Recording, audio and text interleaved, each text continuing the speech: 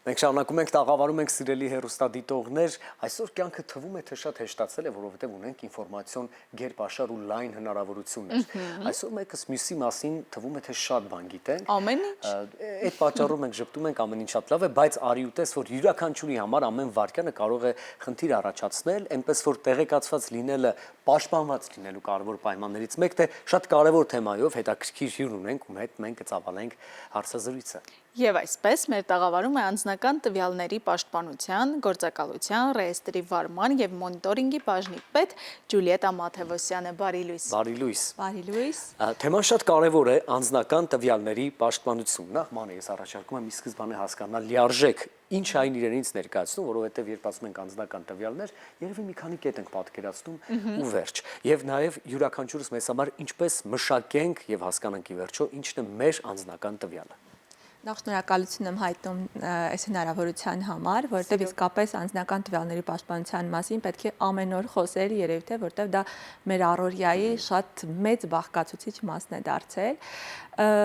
Այո, հաճախ հենց այդ տարական բանը չենք պատկերացնում, ինչն է առհասարակ անձնական տվյալ եւ որն է պետք պաշտպանել, որը չէ, որտեղ ինքը իրենով անձնական տվյալը ինքը գաղտնիք չի որպես այդպեսին։ Անձնական տվյալը դա տվյալի տեսակի անունն է, անձնական տվյալը մարդու մասին ցանկացած տեղեկությունն է, ցանկացած տվյալ, անուն ազգանունից սկսած, մազերի գույնից վերջացրած, բայց իհարկե ոչ բոլոր անձնական տվյալներն են, որ այդպես գաղտնիք են եւ հատուկ ռեժիմ են պաշտպանության պահանջում։ Կան տվյալներ, որոնք հանրամատչելի են, մենք ինքներս ենք դրանք հասարակությանը հանրամատչելի դարձնում եւ որպես այդպեսին հատուկ պաշտպանության կարիք չունեն, բայց կան նաեւ այնպիսի տվյալներ, զգայուն տվյալներ, օրենքը դրանց կոչում է կենսաչափական տվյալներ կամ հատուկ կատեգորիայի անձնական տվյալներ, որոնք որ շատ ավելի զգայուն են, կարեւոր են։ Ինչի են կարեւոր, որովհետեւ դրանք ունենալով, դրանք գողանալով կարող են խարդախություններ տեղի ունենալ, կարող են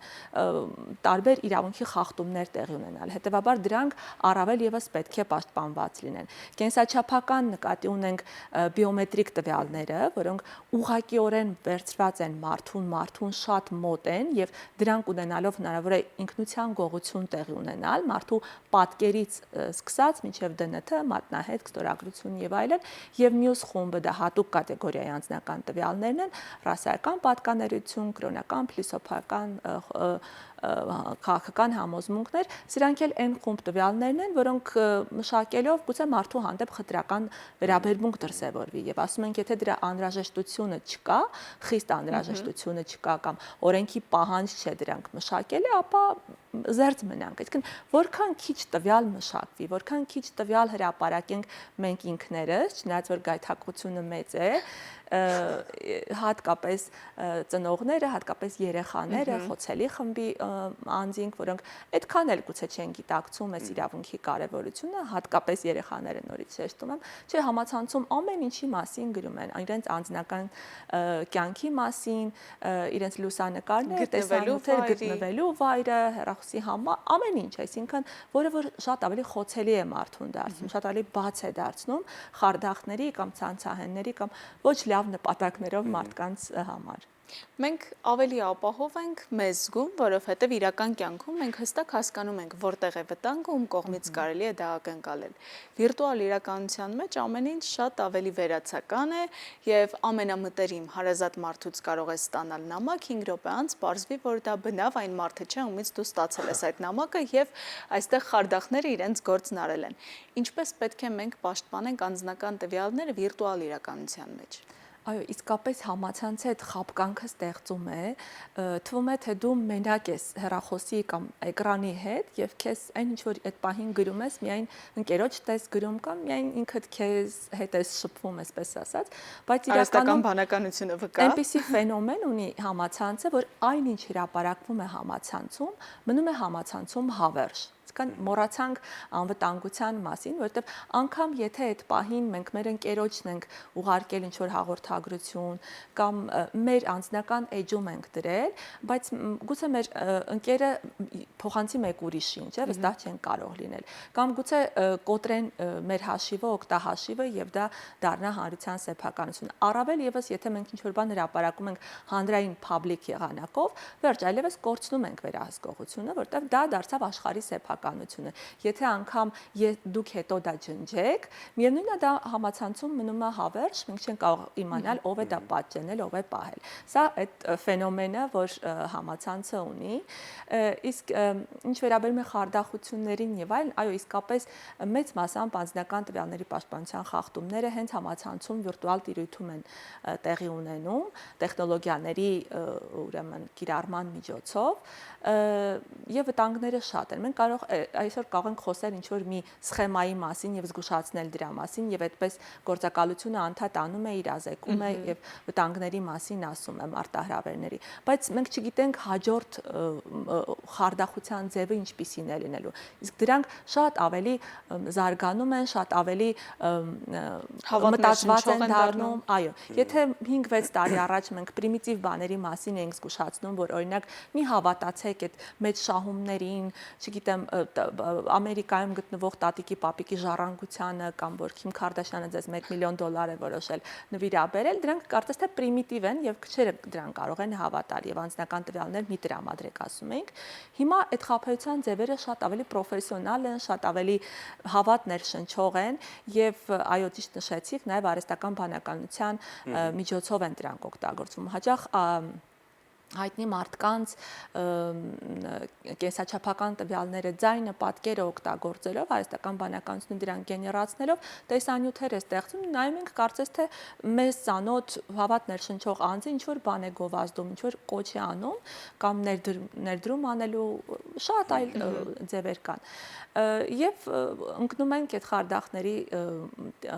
ցանցը։ Դառնում ենք խաբեության զոհեր։ զոհեր։ Իրականում այստեղ ունիվերսալ այդպես լուծում որպես այդպեսին չկա, որ սա մի արեք, այսպես կլինի,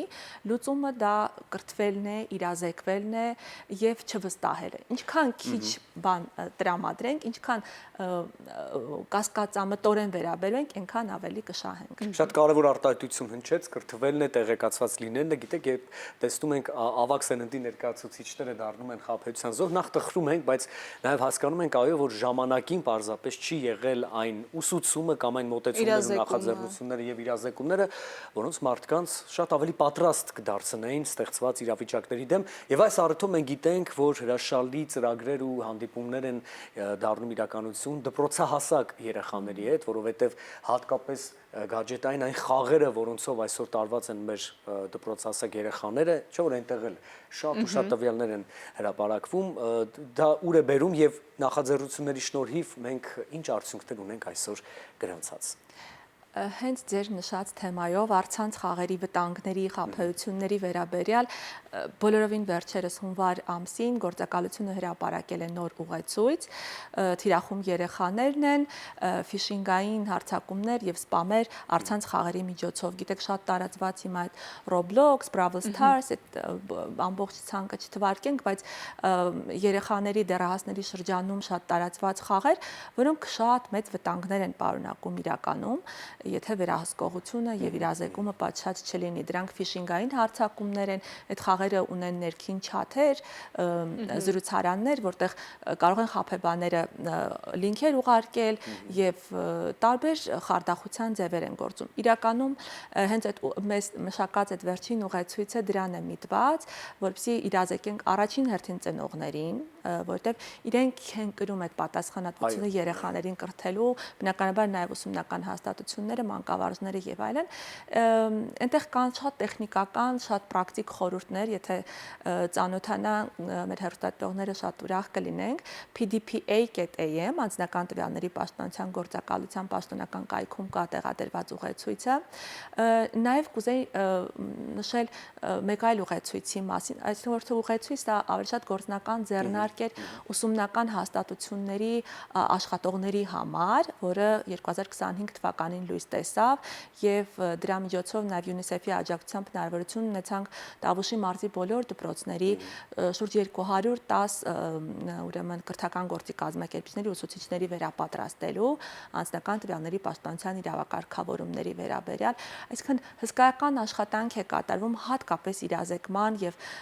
իրազեկման բարձրացման նպատակով, որտեղ սա այն իրավունքն է անձնական տվյալների պաշտպանության իրավունքը, որտեղ հետևանքները վերացնելը շատ ավելի դժվար է եւ երբեմն գրեթե անհնարին, քան դրանք կանխարգելելը։ Իսկ կանխարգելելը բնականաբար մեդիագրագիտության եւ իրավունքի վերաբերյալ իրազեկվածության բարձրացման միջոցով պիտի իրականացնենք միասին բոլորով, նաեւ ձեր օգնությամբ։ Սիրով միշտ պատրաստ ենք լուսաբանելու բոլոր այն նորությունները, դա կլինի ուղեցույց, թե պարզապես իրազեկման արշավ, որը տեղի ունենում ձեր նախաձեռնությամբ։ Շնորհակալ ենք անչափ առավոտը մեզ հետ սկսելու համար եւ մեր զրույցի կենտրոնում կմնա այն միտքը, որ պետք է անդադար կրթվել, որովհետեւ խարդախները դա անում են եւ յուրաքանչյուր հաջորդ անգամ ել ավելի մեծ գործիքակազմով են փորձում